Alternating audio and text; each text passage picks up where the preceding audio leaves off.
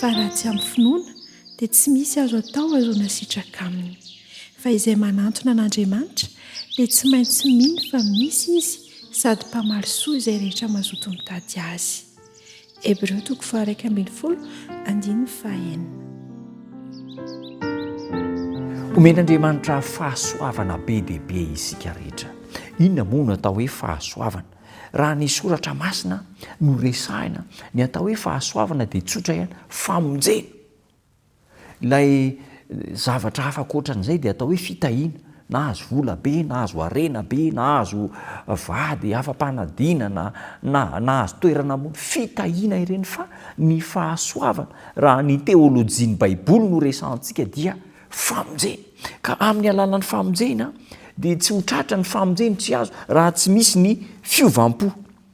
Maro no tafitoina ka very eo amin'ny fampianarana atolotry ny mpitarika fiangonana, ny mpitandrina, ny pastoro, ary mieritreritra izy ireo fa hafa mihitsy ny zavatra takiany izao toetrandro iainantsika izao. Nisy olona sasany niaina tao anatin'ny alahelo nandritra ny taona maro, ny androm-pirofo azo tsapaitana nisy fahoeken'Andriamanitra dia nitady teolojia hafa mba hahafahana mandresy lahatra ny olona, ny mpitandrina sasany, hahafahana mahazo laza sy dera ireo mpitarika fivavahana.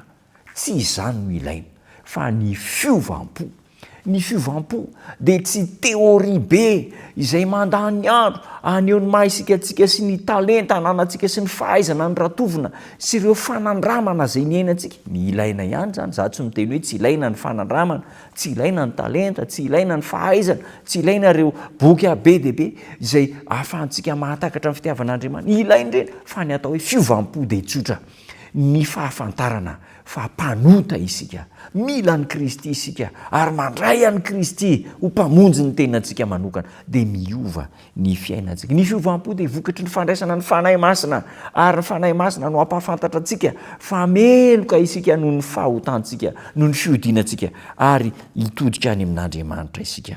Rehefa mahatsiaro ho tofoko ny fahotana ny lehilahy sy ny vehivavy anankiray, ary tsy mahita tsirony intsony amin'ny fahafinaretana izao tontolo izao, tonga manapa-kevitra hitady an'Andriamanitra amin'ny kafanam-po, dia efa niken'Andriamanitra izy. Saingy tsy takatry ny akabetsahantsika izany toe-javatra izany. Matetika no mitady fomba hafa ankoatran'izay napetrak'Andriamanitra mba hahafahana mitarika olona ho amin'ny fiovampo. Indraindray diso avokoa ny teoria izay ampiasaintsika. Mieritreritritsika fa vokatry ny fandalianantsika be lalina ny tenin'Andriamanitra no ampiovana izao tontolo izao. Ilaina ihany zany, tsy misy maharatsy an'izany, fa ny zava-dehibe dia ny fikakahantsika ny hevitra ahatonga ny tenin'Andriamanitra ho tonga ny mifony tsirairay avy, anova ny fo mpanota ho any amin'ny fo ty fiakenkeloka sy ny fibebahana. Mampitandrina antsika ary ny loha hevitra androany, ny amin'ny mpitarika fiangonana efa manana tari-dalana mahomby isika, aza mitady hevitra hafa intsony mba hahafahana manandrantena sy maneho antsika ny amin'ny toerana izay tazomintsika, fa efa misy soritra nomen'Andriamanitra arahana ahatonga ny olona rehetra ho any amin'ny fiovampo. Ny hafa indray dia amin'ny alalan'ny toe-javatra mampidoza no ahafahany manova ny olona.